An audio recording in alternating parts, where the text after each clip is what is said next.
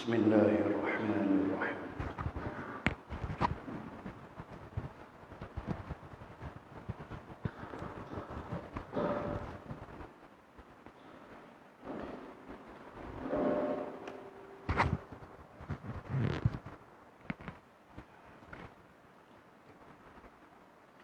Assalamualaikum warahmatullahi wabarakatuh.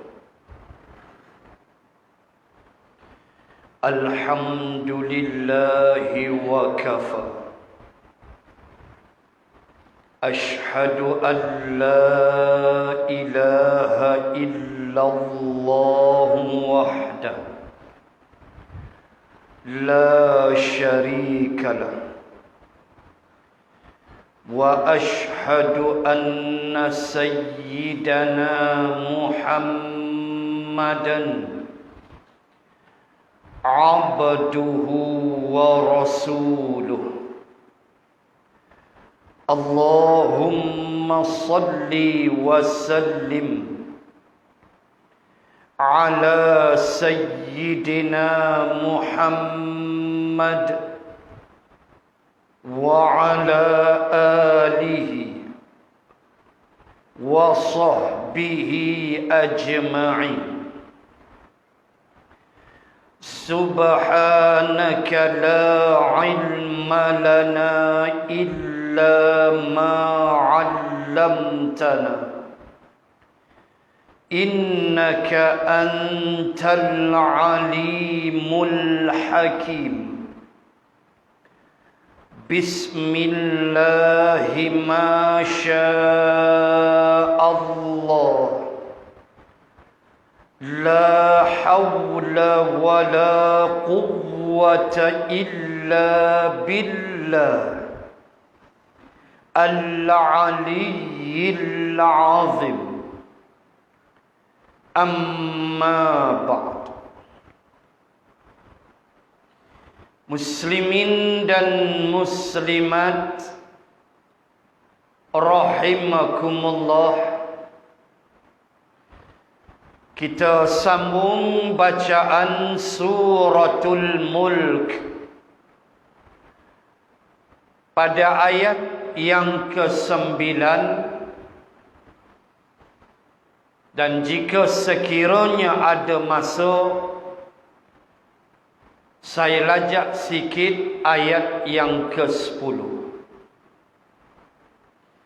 Kita bahas dulu ayat yang ke-9. A'udzu billahi minasy syaithanir rajim. Qalu bala qad ja'ana nadhirun فكذبنا وقلنا ما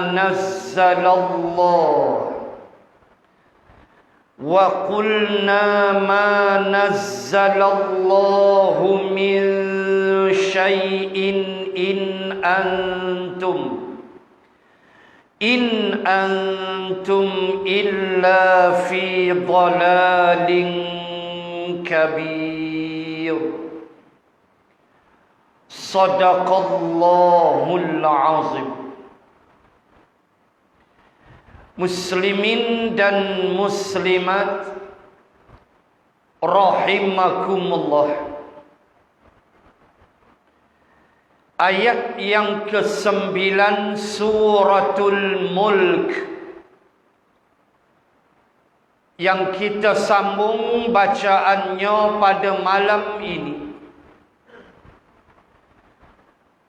masih lagi mempunyai kesinambungan mafhum daripada ayat yang ke-8 yang telah kita baca sesi yang telah lalu, iaitulah berhubung dengan dialog yang berlaku di antara malaikat Zabaniyah dengan penghuni-penghuni neraka Allah. Dan di antara dialognya ialah pertanyaan daripada malaikat Zabaniyah kepada penghuni-penghuni neraka. Alam ya'tikum nazir. Apakah tidak datang kepada kamu seorang pemberi amaran, seorang rasul, iaitulah baginda Rasul sallallahu alaihi wasallam? Tak datangkah rasul itu sehingga kamu dihumban ke dalam neraka ini? Wal'iyadzabillah. Maka malam ni sambung dialog di mana ahli neraka menjawab, qalu bala qad ja'ana nadhir. Mereka berkata bala, bahkan qad jaa, qad tauqid, jaa fi'lun madhi, telah pun datang. Ja'ana, na kami, iaitu penghuni neraka. Nadhir, telah pun datang seorang pemberi amaran itu. Ahli neraka membuat suatu pengakuan. Bukan sekadar mengaku, tetapi pengakuan yang bersungguh-sungguh. Kenapa kita kata bersungguh-sungguh? Iaitulah pada ayat ini. Bala, qad. Dahlah bala, qad lagi. Bala qad jaa. Itu dua-dua tauqid. Kuatnya ayat, kuatnya pengakuan. Sungguh-sungguh kami mengaku. Qad ja'ana nadhir. Telah pun datang kepada kami seorang pemberi amaran. Mengaku selalu. Mengaku Nabi itu datang. Nabi itu memang menyampaikan risalah. Tetapi sikap kami, fakadzabna. Inilah yang menjahanamkan manusia. Tetapi kami telah mendustakan Rasul itu. Fakadzabna. Kami telah mendustai Rasul itu. Tuan-tuan muslimin dan muslimat, dalam kehidupan kita ini, kadang-kadang sifat pendustaan itu diperlukan di dalam hidup. Contoh, kita mendustakan fitnah. Kena dusta, kena nafi, kena mendustai fitnah. Bahawa fitnah dalam apa bentuk sekalipun, selagi namanya fitnah, wajib kita dustai. Mulia pula sifat dusta waktu tu, iaitu kita mendustai fitnah. Kita tidak mempercayai fitnah dalam bentuk apa sekalipun. Kita tahu itu pembohongan, itu fitnah, maka kita dustakan. Waktu tu wajib ada sifat dusta. Kalau belajar kitab Imam Al-Ghazali dalam bab larangan berdusta, Oh, ada pula dusta yang diharuskan. Boleh pula menipu. Ada kaedah kita boleh berdusta. Ini belajar sendirilah panjang. Dusta yang diharuskan syarak. Dia ada situasi-situasi dia. Tetapi kecelakaan besar, kehinaan yang amat besar, kehancuran yang amat besar, ialah apabila mendustai para rasul. Apabila kita mendustakan rasul. Baik. Mendustakan rasul bukan mendustakan batang tubuh dia, tetapi mendustakan ajaran yang dibawa oleh para nabi dan rasul alaihimus salatu wassalam, terutama baginda Nabi sallallahu alaihi wasallam. Orang-orang Makkah, ingat ya, surah Al-Mulk turun di Makkah. Tentulah bila Nabi sebut, orang Makkah dia dengar, dia faham apa yang Nabi baca. Mereka bukan mendustai batang tubuh Rasulullah. Mereka bukan mendustai akhlak Rasulullah. Mereka bersetuju 100%.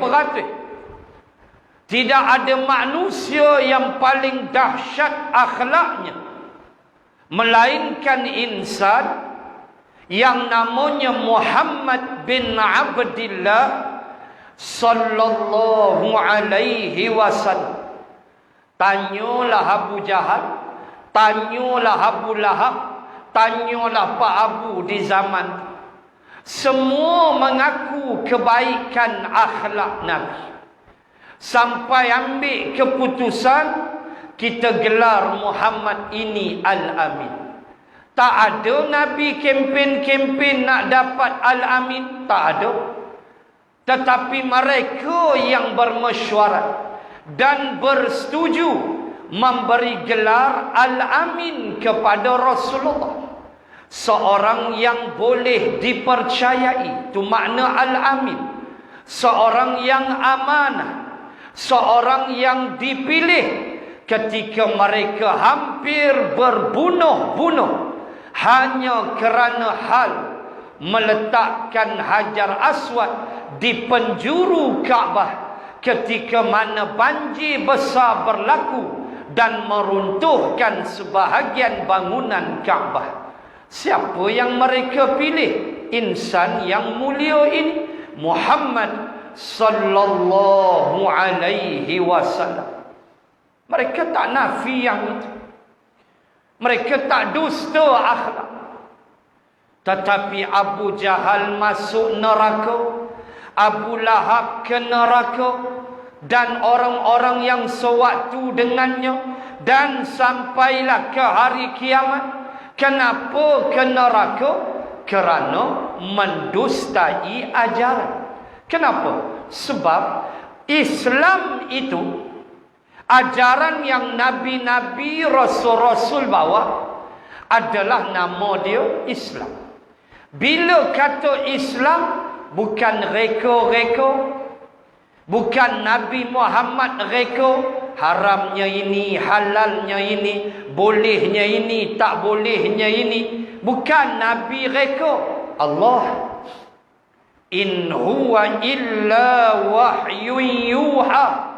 Dia tidak memberitahu, dia tidak bercakap, melainkan apa yang dia sebut adalah wahyu daripada Allah.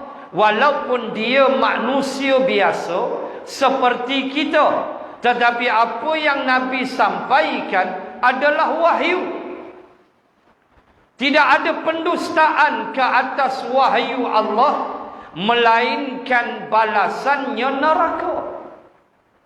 Tuan-tuan, muslimin dan muslimat, tidak ada sifat yang paling celaka sekali melainkan menidakkan ajaran para rasul.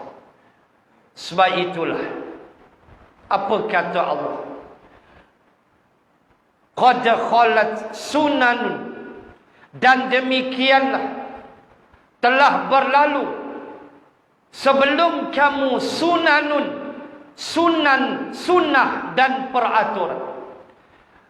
Qad khalat qablakum sunanun, telah pun berlalu sebelum kamu sunnah peraturan Allah. Apa dia? Allah kata, fanzuru kaifa kana aqibatul mukadzibin. Saksikanlah, perhatikanlah akibat orang yang mendustai ajaran Rasul aku. Telah berlalu sunnah-sunnah itu min qablikum, sebelum kamu. Ayat berapa? 1, 3, 3, 3, 4, 3, 5, 1, 3, 6 surah Ali Imran pada juzuk yang keempat. Qad khalat qablakum sunanun, telah pun berlalu sebelum kamu sunnah peraturan. Apa dia? Fanzuru, lihatlah. Bila kata fanzuru, nazara maknanya tengok dengan mata, naked eye. Tengok dengan mata kasar. Apa yang nak ditengok? Kaifa kana aqibatul mukadzibin. Perhatikanlah akibat. Allah sebut dengan akibat. Akibat cakap Arab. Kaifa kana aqibah. Perhatikanlah kesudahan, akibat mereka yang mukadzibin, yang mendustakan ajaran Rasul aku. Cuba perhati. Kamu ada duit lebih sikit, kamu melancunglah, kamu berjalanlah, kamu tengoklah kesan-kesan peninggalan orang-orang yang sebelum daripada kamu. Perhatilah. Ada rezeki, pergilah ke Al-Hijr, ke Madain Soleh. Tengoklah kaum Thamud yang memahat gunung-gunung batu. Bagaimana kesudahan mereka. Walaupun mereka mencapai hadarah, ketemadunan yang hebat, teknologi yang hebat. Wa tanhituna minal jibal. Mereka menebuk gunung-gunung batu. Buyutan, lalu dijadikan rumah kediaman. Pergilah tengok, kata Allah. Pergilah tengok tiang-tiang kukuh, bangunan-bangunan dengan tiang-tiang yang kukuh di tempat namanya Al-Ahqaf, iaitulah di negara Yaman, iaitulah padang pasir Ahqaf. Itulah kaum yang disebut sebagai Ad. Nabi Hud, perhatilah bila mereka tolak Nabi Hud. Pergilah ke Mesir, tengoklah piramid. Jalan, kata Allah, fanzuru kaifa kana aqibatul mukadzibin. Perhati, tengok dengan mata kamu, mudah-mudahan masuk dalam mata hati kamu akibat orang yang dustai para rasul. Lingkup muslimin dan muslimat sekalian, kehancuran itu ialah apabila mendustai para rasul. Dusta apa? Ajaran dia. Sedangkan bukan dicipta oleh Nabi Muhammad sallallahu alaihi wasallam. Tak ada nabi pandai-pandai, tak ada. Nabi menerima ketentuan Allah. Nabi redha sereda-redanya. Tak ada Nabi pernah minta, bawa aku naik ke langit dalam Isra dan Mi'raj. Tak ada. Nabi tak pernah minta. Nabi redha dengan apa yang berlaku, yang disebut sebagai muqaddimah kepada Isra dan Mi'raj, iaitulah kewafatan Sayyidatina Khadijah dan kematian Abu Talib dan meningkatnya serangan terhadap baginda Rasul. Itu muqaddimah dia. Meninggal dua watak ni, serangan semakin kuat terhadap Rasulullah. Kemuncak dia Taif. Nabi sabar. Tak ada, tak pernah Nabi minta, tolong bawa aku naik ke langit. Tak ada. Nabi tak minta. Nabi bersabar dengan ujian Allah. Nabi tetap berdoa untuk mereka-mereka yang jahil. Walaupun malaikat penjaga gunung berkumpul awan. Sebab tu kalau tuan-tuan pergi ke Taif, pergi ke Masjid Siku. Masjid Siku. Ada satu masjid kecil tepi main road di kawasan Taif. Tuan-tuan akan tengok satu batu. Batu tu kecil aja tepi masjid tu. Batu tu lekuk. Kenapa dia lekuk? Sebab Nabi berehat di situ sambil duk lap darah di kepala Nabi. Dan darah tu mengalir sampai bertakung dalam sepatu Rasulullah. Ketika dilontar dengan batu, Nabi letak siku dia dekat batu tu. So apa jadi? Batu tu dia ikut siku Nabi. Dia jadi lembut. Allahu Akbar. Kan kalau kita lagu ni keras lah. Sakitlah kitanya. Letak tangan atas batu. Dah, Nabi dia letak aja, batu tu lembut ikut siku Nabi. Wah, macam tilam. Maka dinamakan tempat itu, dibina sebuah masjid namanya Masjid Siku. Sampai sekarang tu ada lagi masjid tu. Sampai sekarang batu tu ada lagi. Ya Rabbal Alamin. Nabi tak minta pun, bergulung awan. Datang dua malaikat penjaga gunung, suruh Nabi angguk aja. Kok Nabi tak mau cakap, Nabi angguk aja. Kami hempuk segala bukit, empuk dekat penduduk Taif. Angkat dua buah bukit di Makkah, Ashkhabain, kami akan hempuk kepada penduduk Taif. Kerana kebiadaban mereka yang telah mencederakan Nabi, yang telah menghalau Nabi dengan batu. Tapi apa yang Nabi buat? Allahumma hdi qaumi fa innahum la ya'lamun. Ya Allah, kurniakanlah hidayah petunjuk kepada kaum aku kerana mereka tidak mengetahui. Nabi kata tak payahlah.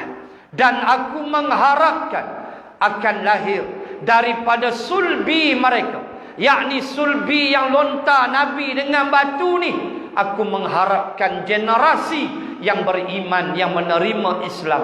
Dan akhirnya beberapa tahun kemudian, satu rombongan dari Taif datang menghadap Nabi di Madinah dan menerima Islam. Ini dia Nabi. Dia tak nak minta. Sabar aja dia. Bawa ajaran Islam dalam keadaan kamu dustai, siap, kamu kena. Tuan-tuan, muslimin dan muslimat sekalian, apabila kita mendustai manusia, mendustai para rasul, terutama baginda Nabi sallallahu alaihi wasallam, maka implikasi besar di sudut akidah ialah bahawa kita tidak yakin dan percaya kepada Allah. Itu implikasi dia. Itu yang buat jahanam tu. Bukan kata seronok-seronok orang Makkah, oh kita tolak Muhammad. Dah.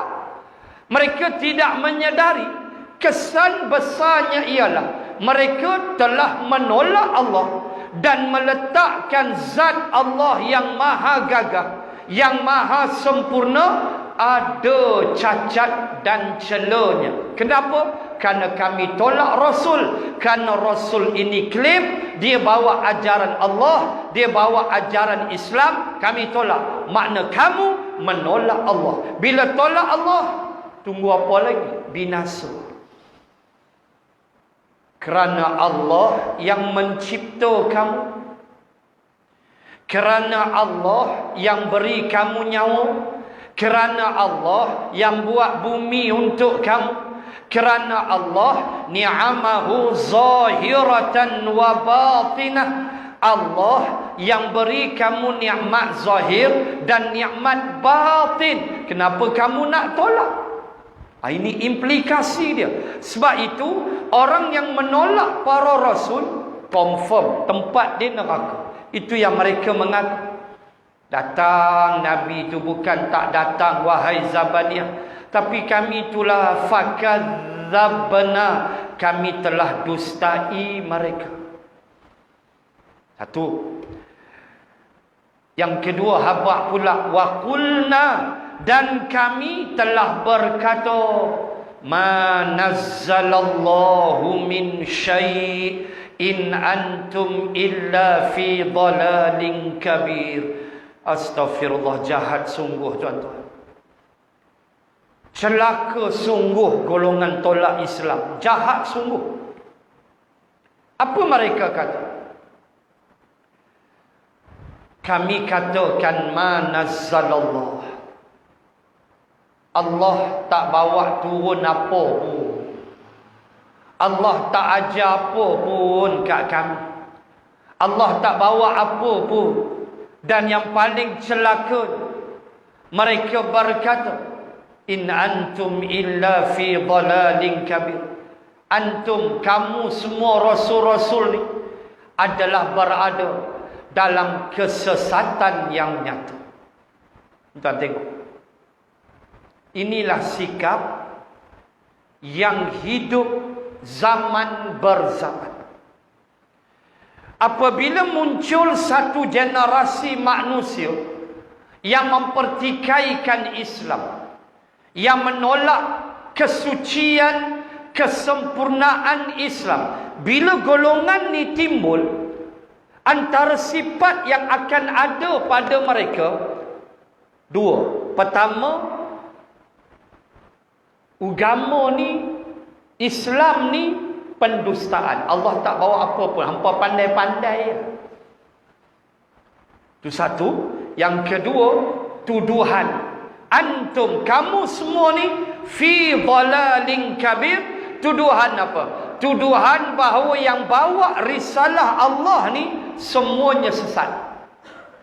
Kalau dulu zaman Nabi, zaman Rasul, lah tok-tok guru, ustaz-ustaz lah tak betul, sesat.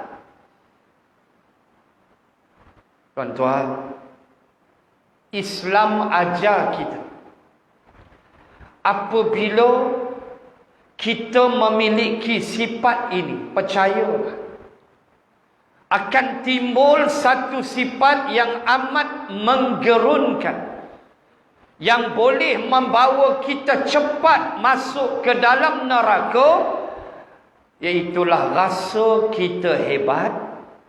Kerana pada Islam ni nothing, Islam ni nonsense, Islam ni mengarut, Islam ni ajaran yang menyusahkan. Nabi-nabi ni tak ada apa kerja mereka. Mereka ni tak ada kerja lain. Sikit-sikit haram, sikit-sikit haram. Apa jadi tuan-tuan? Terbit dari diri golongan ini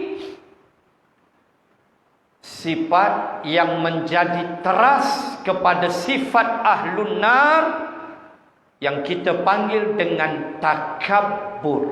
Ini bahaya. Mudah bicara angkuh, mudah bicara sombong. Berapa ramai manusia yang menganggap Islam ni nothing, tak ada apa. Kalau dia faham, dia percaya pun, sekadar arkan, rukun-rukun sahaja. Bagi dia, Islam tidak ada hak menentukan kehidupan manusia. Islam terpelanting jauh di sudut ekonomi, terpelanting. Don't ever mention tentang riba. Jangan kamu pandai-pandai nak sembang riba ini haram. No. Riba ini memajukan negara. Tuan-tuan buka dalam Mastika Hadis karangan Jabatan Terbitan Jabatan Perdana Menteri almarhum Dr. Abdullah Syekh Abdullah Basmih, penulis Mastika Hadis.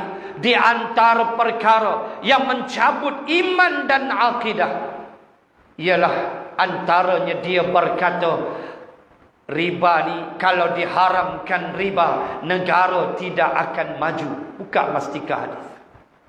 Itu contoh kecil itu. Dalam ribuan contoh, dia akan timbul ni golongan ini. Islam tak ada saham dalam bab jinayah. Berapa ramai umat Islam yang protes hukum jinayah Islam? Berapa ramai? Berapa ramai yang protes hudud, qisas dan ta'zir? Walhal hudud belum laksana lagi. Baru ulama sembang aja sudah protes, sudah marah, sudah kata macam-macam. Sebab bagi mereka Islam tak ada hak dalam bab jinayah. Islam ni semayang sudah. Inilah bahayanya tuan-tuan. Lalu bila Islam dianggap tidak betul, Islam tak ada hak, maka mestilah mereka fikir akan ada sistem lain yang akan menggantikan kekosongan pada Islam itu. Sebab bagi mereka, manazzalallah, tak ada, Allah tak buat turun apa pun. Mudah cerita, Islam ni semayang ni, lain tak nak. Amal yang nak pandai-pandai Allah. Maka kekosongan itu mereka akan ganti dengan Machiavelli. Mereka akan ganti dengan golongan-golongan barat yang kononnya lebih advance, yang kononnya lebih hebat berfikir daripada orang Islam. Kalau kita mau maju dunia akhirat, kita mesti ikut barat. Tuan, kita tidak nafikan dunia ni Allah Ta'ala buat untuk makhluk, especially namanya manusia. Dunia ini berjalan. Bukan kata Malaysia, dunia di luar Malaysia berjalan dengan sistem dan teknologi yang tidak mampu kita fikir kecanggihan dia. Maka apakah kita mahu meninggalkan teknologi itu? Tak boleh. Zaman Nabi sudah didik ajar kita teknologi. Mana dia? Perang Ahzab itu teknologi penggalian parit. Menggali parit itu satu sistem teknologi yang sahabat tak pernah belajar dalam previous war, dalam ghazwah yang sebelum. Dalam Uhud, dalam Badar dan Uhud, sahabat tidak tahu apa yang dipanggil sebagai penggalian parit. Sahabat tak ada knowledge about that. Tak ada. Tapi bila Salman menerima Islam, dan Salman hidup di Iran, kerajaan Parsi. Lalu Salman kata, kami dah terbiasa dah perang gali parit. Why not kita gali parit? Maka Nabi terima. Maka ulama bahas, inilah teknologi yang Nabi terima. Maka dunia ini berjalan dengan teknologinya. Adakah kita kena avoid? Kita kena jauhkan diri daripada teknologi? Tak boleh. Tak boleh. Kita mesti seiring, follow the technology. Kita mesti seiring dengan teknologi. Sebab dunia kita dunia itu.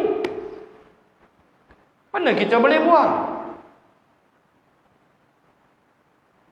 Tuan tengoklah orang yang malas, kalau bukan malas lah, sekali-sekala nak rehat orang rumah kita kan. Alah, ada bibit baru. Kan, bibit bulat warna putih. Beli aja kat Shopee. Kan, bibit ni kita set dia, tak kira dia sapu sendiri macam robot. Bulat bibit itu. Dia jalan dalam rumah. Habis semua lantai dia kutip habis semua. Teknologi. Orang rumah boleh rehat. Boleh set dia. Pukul 8 dia start. Dia cakap Korea. Dia bergerak. Dia cakap Korea. Wah, kita dah set dia. Bawah meja, tepi katil. Dia pergi. Sampai habis dia sapu. Memang bersih. Apa kejadah nama saya pun tak tahulah. Bila dah habis tu, dia akan balik ke tempat dia. Perah, dia off sendiri. Faham, dia seokok. Dah habis kerja. Kita boleh cek dalam handphone kita, dia dah balik, dia dah hook dia dah selesai buat kerja. Lah punya teknologi. Tak payah orang perempuan dah nak sapu-sapu, tak payah. Pergi beli robot tu. Besar tu ya, bulat, warna putih. 700 ke 800 tu. Tak payah dah sapu-sapu. Ni teknologi. Macam mampu belilah, tak mampu sapu je lah. Ini teknologi. Kita tak boleh tolak. Tak boleh. Nabi dah ajar. Sehingga selepas Nabi, para sahabat, selepas sahabat, masuk tabi'in, tuan-tuan boleh belajar teknologi yang ditempa oleh Islam, yang diciplak oleh Barat, yang ditiru oleh Barat, yang datang daripada Islam. Alangkah indah dan haibatnya Islam. People are talking now about 5G. Kita bukan cakap sekarang tentang 4G. Kita bercakap sekarang 5G, 5G. 1.8 gigabyte per second. Orang belajar engineering tahulah byte dengan bit.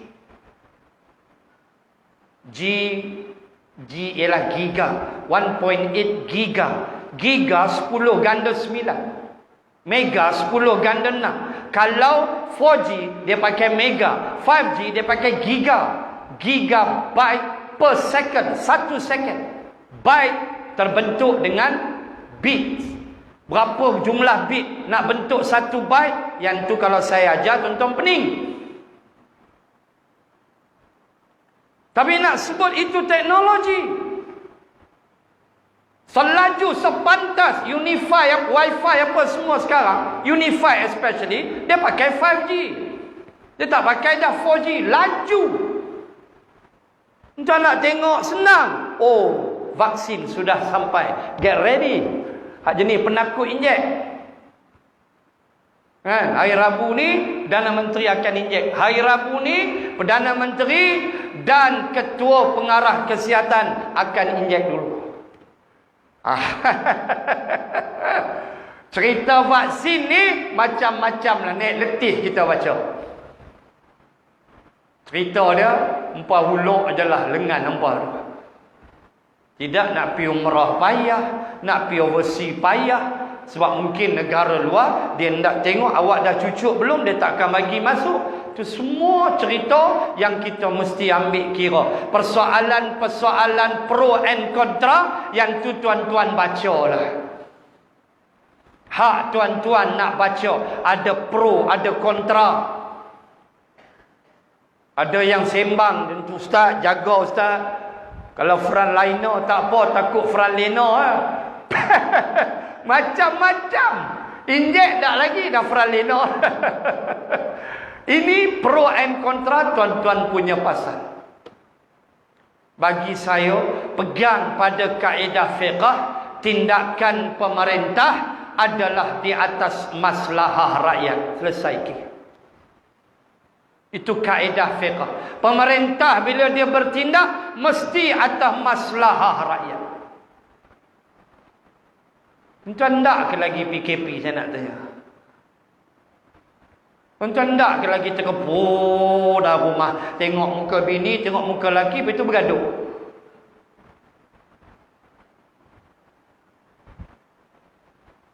Fikirlah. Saya tak mau cakap banyak sampai masuk, sampailah cerita dia. Itu ialah.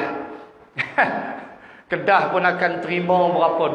250,000 ke vaksin lebih kurang. Kedah akan terima 250,000. Akan diagih-agihkan.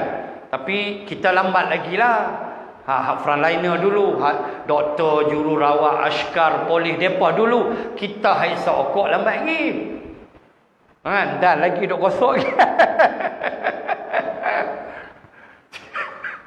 Muslimin dan muslimat sekalian, kita tak boleh tolak. Tetapi jangan sampai kerana kemajuan dunia yang begini canggih. Memang canggih. Benda-benda yang kita tak pernah fikir sekarang sudah berlaku dalam hidup kita. Anak di overseas, kita boleh tengok melalui handphone saja. Kita boleh Skype, kita boleh tengok wajah, kita boleh lambai macam-macam.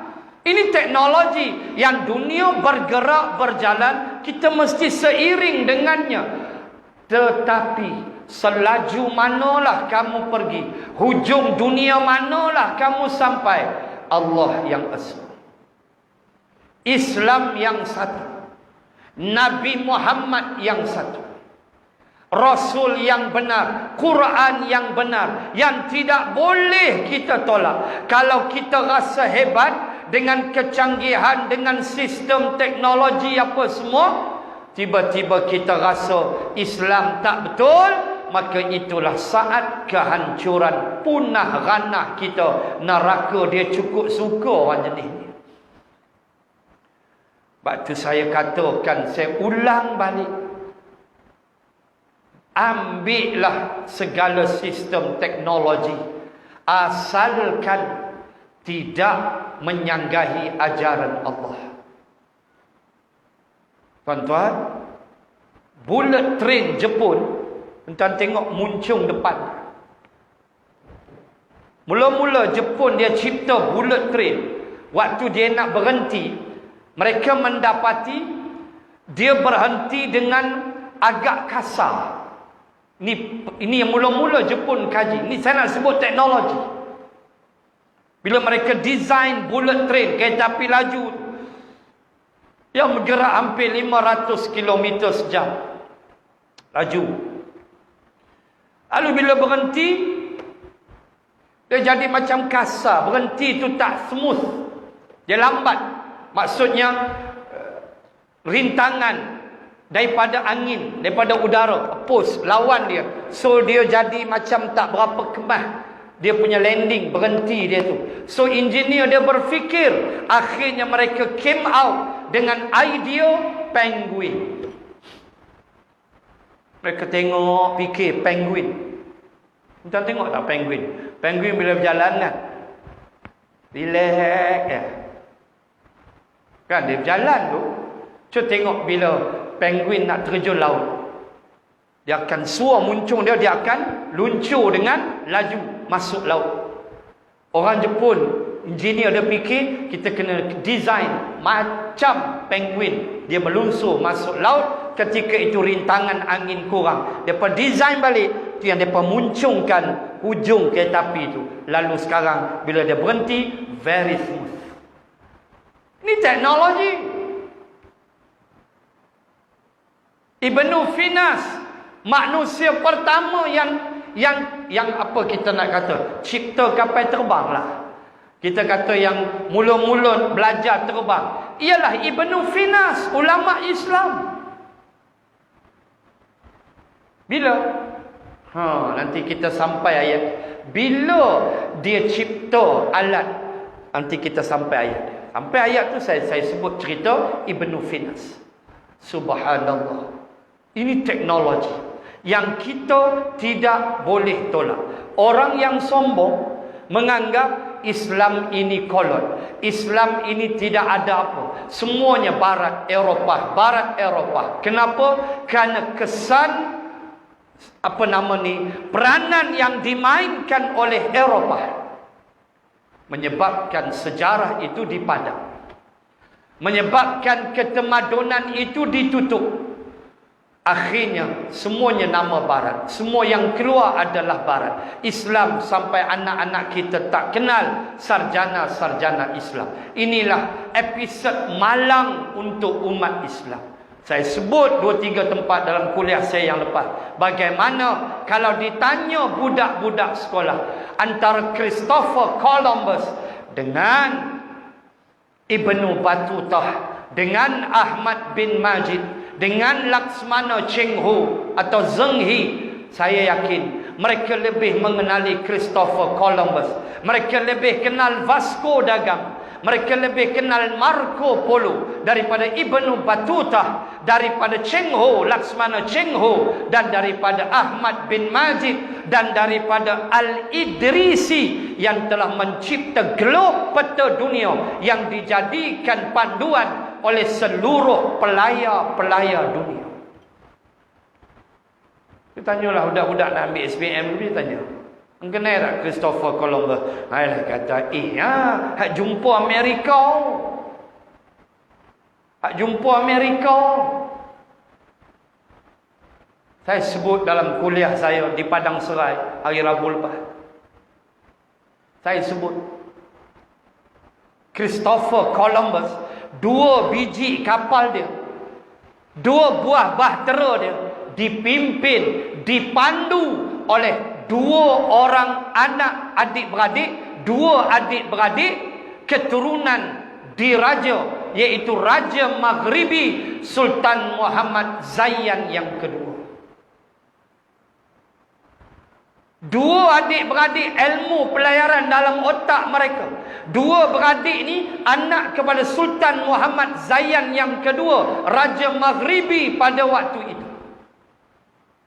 2 adik-beradik Islam ni lah yang bimbing Christopher Columbus berlayar. Lalu dalam sejarah, Columbus lah yang jumpa Amerika. Walhal bisa okok dan kapal, umat Islam ni lah bawa dia sembang. Padam sejarah. Berapa pelayaran Vasco da Gama? 24,000 kilometer sahaja.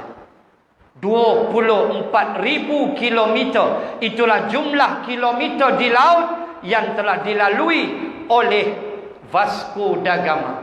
Ibnu Battuta 117,000 kilometer. Tetapi dipadamkan Ibnu Battuta, diangkat Vasco da Gama, diangkat Marco Polo orang Itali. Tinggallah Islam dalam lipatan sejarah, sebab Islam is nothing bagi mereka. Sampai orang Islam pernah sebut Allah itu hanya getaran, Tuhan itu hanya vibration, getaran. Allah tak tahu nak cakap. Tuan-tuan, muslimin dan muslimat, jangan terperangkap dengan kumpulan ini, dengan jenis manusia ini. Apa dia? Ma nazzalallah, Allah tak bawa turun apa. Kalau Allah bawa turun pun semayang je lah. Mayang, puasa, haji, umrah, itu je lah. Hukum hakam tak ada. Jangan nak ambil Islam. Ini semua mengahut. Ma nazzalallahu min syai'. Lalu sifat mereka kedua, antum, kamu ni semua. Kalau dulu nabi-nabi, rasul-rasul, la tok guru, ustaz-ustaz, murabbi, antum, kamu semua ni dalalin kabir, sesat. Tak reti apa. Dihina alim ulama, dihina tok guru, dianggap lekeh. Orang baca kitab kuning ni dianggap lekeh. Tok guru pondok ni dianggap lekeh. Ada tak orang Islam perangai lagu tu? Berlambak. Menganggap lekeh alim ulama. Kamu ni tak ada kerja lain dengan jubah selekeh. Takkan kita nak ulang dialog dalam 3 Abdul? Kan? Jubah Yahudi mabuk mana kau pakai ni? Kata si Tompel pada si Piramli, jubah Yahudi mabuk. Tak maulah kita nak cakap sampai tahap tu. Tu filem. Kan hari jadi Tompel kan? 3 Abdul. Hampa tak tengok? Hampa buat heran kan? Saya tuang tengok. Kan? Jubah Yahudi mabuk, dia kata. Itu dialog filem lah. Nak sebut takkan sampai ke tahap tu. Tak boleh, tuan-tuan. Ini sikap yang membawa kepada kecelakaan. Kita dituntut, diajar bahawa Nabi aku Muhammad sallallahu alaihi wasallam, dia bawa apa pun aku kena terima sebab dia datang daripada Allah Subhanahu wa taala. Tetapi sifat itu Allah dedahkan. Satu ayat 32 Al-Mutaffifin. Tengok satu ayat dalam surah Al-Mutaffifin juzuk 30 Ayat 32. Wa idza ra'awhum qalu inna haula'i ladallun.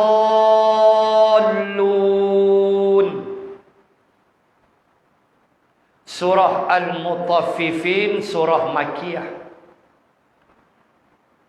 Cerita apa? Cerita ayat tu, cerita ayat 32. Cerita sekumpulan orang beriman lalu depan orang kafir di Makkah. Sebab turun ayat. Orang beriman ni semua ialah zaman Makkah. Bilal, apa yang ada pada Bilal? Lekeh, Abizar. Ini sahabat-sahabat yang miskin. Abdullah ibn Makhtum. Ini sahabat yang tak ada harta, miskin. Banding Abu Jahal, banding dengan pemimpin Makkah Al-Walid Abu Sufyan waktu tu masih kafir. Ini golongan kaya, harta banyak. Apa mereka kata? Tengok ayat 32 Al-Mutaffifin. Wa idza ra'awhum, dan apabila mereka melihat, ra'awhum, orang-orang Makkah, orang kafir Makkah. Hum tu sahabat Nabi. Bila mereka melihat sahabat-sahabat Nabi, qalu, lalu mereka berkata, inna haula'i ladallun. Inilah puak-puak sesat. Tengok Abu Jahal and the gang, dia tengok geng-geng Nabi, sahabat-sahabat Nabi.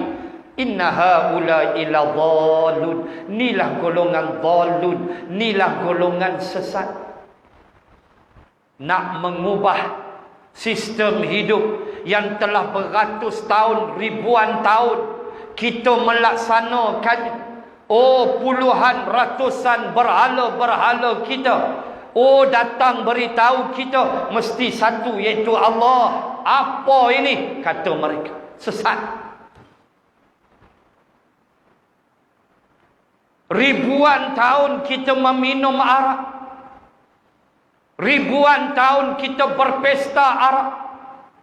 Mari ajaran baru ni kata arak jangan minum. Inilah dhalun, ni golongan sesat. Kita dah biasa langgani pelacur-pelacur perzinaan. Tiba-tiba wala taqrabu zina, jangan buat zina apa semua. Ini semua ladhalun, puak-puak sesat. Mereka menuduh Nabi dan para sahabat sesat. Itulah yang saya sebut tadi. Sejarah, history repeat itself. Dia akan berulang sampai kiamat. Sampai hari ini. Berapa ramai kalau kita buat bancian rakyat Malaysia yang sudi nak balik pada hukum Islam. Kalau kita buat bancian, mesti alasan macam-macam. Tak sesuai lah, susah lah, parlimen lah, nak kena gubal akta lah, macam-macam. Tak bersedia lah, rakyat tak diberi ilmu lagi lah, rakyat masih belum tak faham lagi lah. Betul, kita tidak nafikan dalam fiqh, dalam fiqh daulah, dalam fiqh kenegaraan memang dipertekankan persoalan-persoalan ini, seperti kestabilan ekonomi, seperti kefahaman rakyat terhadap Islam. Betul, itu kita tak nafikan. Tetapi kadang-kadang masalahnya kita buat-buat tak faham. Kita buat-buat tak faham dengan alasan memang nak campak hukum Islam ni. Kita tak nak, kita tak suka. Sedangkan jaminan daripada Allah dan Rasul bukan sekadar hidup terjamin, hidup terjaga, selamat. Bukan kata orang Islam, orang kafir selamat. Sampai Allah ajar jangan ambil harta orang walau harta si kafir. Nanti tanganmu hilang di keran. Itu pun melalui perbicaraan. Punya Islam jaga. Itu baru secepis daripada hukum. belum lagi dalam bab politik antarabangsa, suaka politik, hubungan G to G, government to government, semua Islam jaga. Saya yakin golongan-golongan ini masih tetap menaruh sanksi kepada Islam. Sampai kalau kita baca Quran,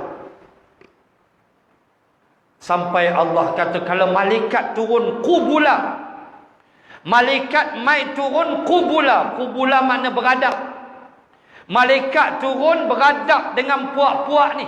Lalu malaikat perkenal diri. Saya Jibril, ni Mikail, yang tu Israfil. Malaikat perkenal diri.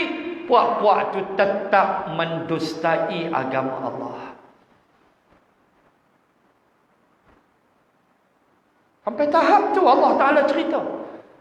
Punya teruknya hati manusia yang telah rosak apabila mereka tidak ambil peduli untuk memahami agama.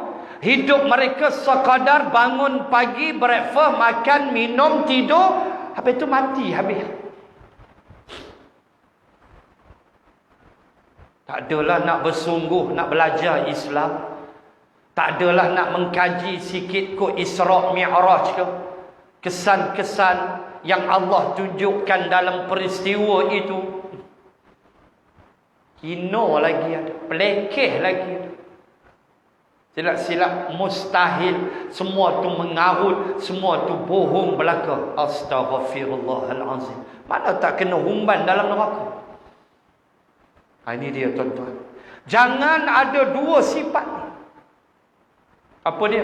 Pertama, ma nazzalallahu min syai'. Allah tak turun apa pun. Maksudnya ialah kalau konteks dunia moden lah ni, Islam hanyalah secebis saja. Islam hanyalah arkan, mayang, puasa, zakat, haji. Ekonomi you jangan sembang, Islam tak masuk campur. Jenayah you jangan sembang, Islam tak masuk campur. Politik you jangan sembang, asal boleh kuasa sudah. Bukan tolak terus, tapi mereka tolak secebis itulah mewakili menolak terus. Kerana CP dalam Islam 1 tolak 5 tolak 1 bukan, maaf, 6 tolak 1 bukan 5, 6 tolak 1 jawab dia kosong. 6 rukun iman, kamu buang 1, dia tak tinggal 5, kosong. Wal'ayazabillah tuan-tuan. Kita mesti memahami, meletakkan satu keyakinan sepanjang kita bernyawa dan hidup, bahawa Islamlah yang paling terbaik. Kita tak nak jadi puak-puak ni. Qalu bala qad ja'ana nadhir. Nak mengaku buat apa ni? Dah kena rembat dalam neraka. Wa qulna, lepas tu kami kata pula, fakadzabna, kami dustakan. Kemudian kami kata ma nazzalallahu min syai'. Allah tak bawa turun apa pun. In antum illa fi dhalalin kabir. Lepas tu kami tuduh pula para nabi rasul tu semua sesat. Allah menyesal. Tuduh orang agama sesat. Tuduh orang bawa Islam sesat. Tuduh orang nak balik pada hukum Islam sesat. Sama. Jaga. Jangan kita memiliki sifat yang sedemikian. Tak ada orang rugi, kita yang rugi.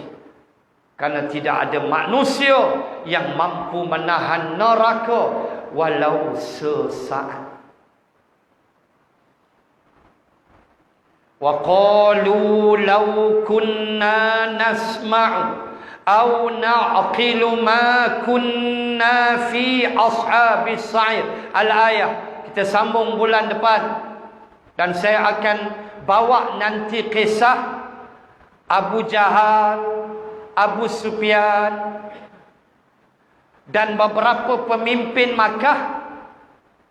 Mereka mendengar kuliah Nabi. Nanti saya bawa dalam Suratul Anbiya, ada ayatnya. Kita akan tengok bagaimana kalau tuan-tuan kata Abu Jahal tak pergi dengar kuliah Nabi, Bohong. Abu Jahal pi. Abu Lahab pi nak kuliah Nabi. Pi. Ni cerita Makkah. Nanti kita baca surah Al-Anbiya. Saya kaitkan sikit. Nanti kita sambung ayat 10 ni pada bulan hadapan, last sebelum kita Ramadan. Bulan depan, bulan 3 Ramadan, kira kuliah Ramadan tu dah puasa dah tarikh tu. Mungkin kita tazkirah Ramadan, tengok nanti kita susun. Nak sebut bagaimana kesimpulan pada malam ini, confessment daripada Ahlun Nar, bahawa sesungguhnya pertama mereka mengakui Nabi Rasul sampai. Bukan tak ada, kami mengaku. Yang kedua, mereka mengakui penipuan mereka. Mereka mengakui sifat keji mereka. Apa dia? Pertama, mereka kata Allah tak bawa turun apa. Yang kedua, mereka berikan tuduhan sesat. Mereka reka tuduhan sesat kepada Nabi dan Rasul. Dan saya baca tadi 32 Al-Mutaffifin, bagaimana pemimpin Makkah, orang-orang Makkah yang kufur, menyatakan bila mereka tengok orang beriman, mereka kata inna haula illa dhallun. Inilah puak-puak sesat. Walhal mereka lah yang sesat. Inilah bahayanya apabila syaitan menguasai diri, dan itulah janji syaitan, la ughwiyannahum ajma'in. Aku akan sesat habis anak Adam. Wal'iyadzabillah. Semoga Allah melindungi kita daripada kesesatan ini. Dan nanti kita sambung bulan depan, sebelum kita break untuk Ramadan Al-Mubarak, ayat yang ke-10. Dan saya akan bawa nanti riwayat-riwayat bagaimana mereka pemimpin Makkah bukan tak dengar kuliah, tapi di mana silap mereka. Begitu. Di mana silap mereka? InsyaAllah itu kita akan bahas nanti. Di samping kita akan membahaskan juga kepentingan mendengar dan mahalnya akal. Mahalnya akal fikiran yang mesti kita gunakan sebaik mungkin. Wabillahi taufiq wal hidayah. Assalamualaikum warahmatullahi wabarakatuh. Subhanakallahumma wa bihamdik, nashhadu an la ilaha illa ant, wa nastaghfiruka wa natubu ilaik. Bismillahirrahmanirrahim. Alhamdulillahi rabbil alamin. Assalatu wassalam ala rasulillah wa ala alihi wa sahbihi ajma'in. Allahumma zidna ilman warzuqna fahman. Allahumma rzuqna fahman nabiyyin wa hifzal mursalin. Allahumma ij'al jam'ana hadha jam'an marhuma وتفرقنا من بعده تفرقا معصوما.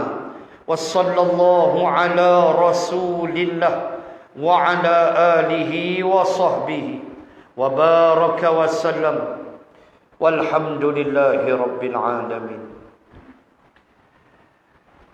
الله تعالى أعلم.